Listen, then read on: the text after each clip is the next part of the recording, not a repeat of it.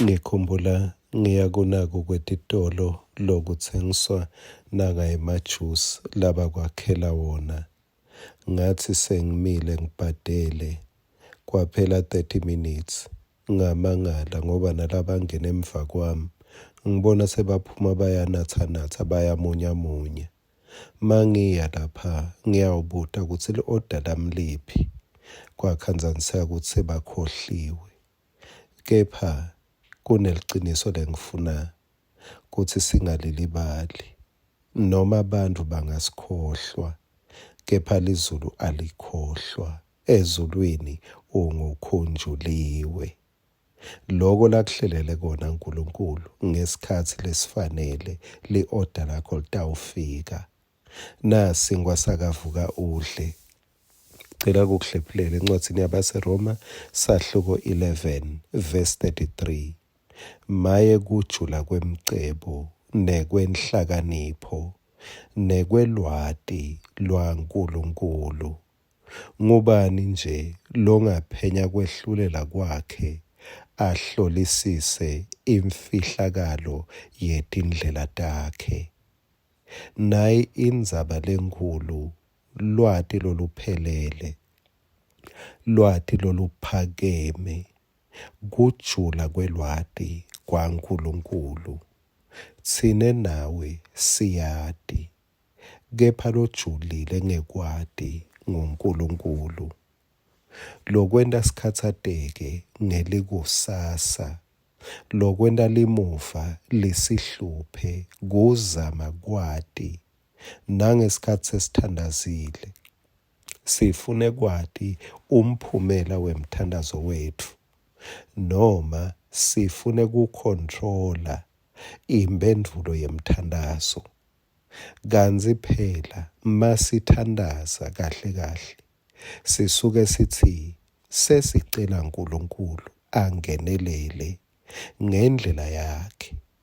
Kepha uma ngabe sifuna leyethu indlela, kusho ukuthi sisuke silungitise lo mthandazo wethu kuNkulunkulu njengana ngomthwalo lolungitiswa lapha ethuneni makungcwatshwa. Uyawubona lo mthwadlwana loyaye uthi welungu uphindze uthathwe, ungajikwa ungashiywa. Kuthandaza akusiko lokumele kube kanjalo. Kumele kuthi siluze icontrol yaloko lesikuthandazelako, sikuyekelele, sikufake njengalapha emgotsini la ngibekusakhona, bese siyashiya. Jesu wathandazela Petru ngesikhathi amtshela ukuthi Sathane ufune kumhlunga njengakolweni.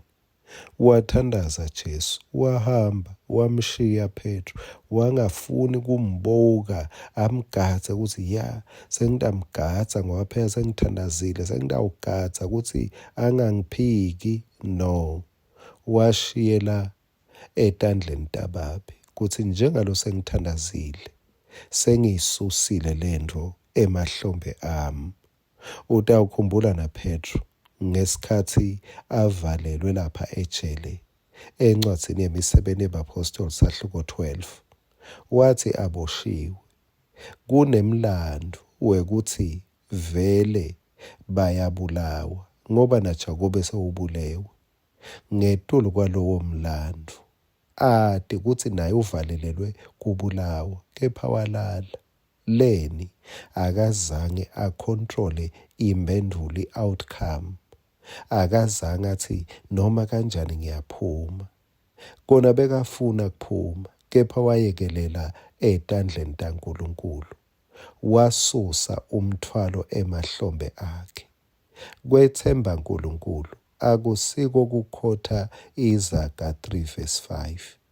Kwethemba uNkulunkulu akusiko ukuthi mawuthandaza uthi Nkosi ngiyakwethemba, kepha kwethemba uNkulunkulu kuyekelela kuye, bese kusuka newari, kusuke kukhathateka, usale unekuphumula ngoba leli verse lithi uNkulunkulu ujulile ngekwati, wati kangcono yena kuthi impendulo noma i-outcome itawuba kahle mayinjani.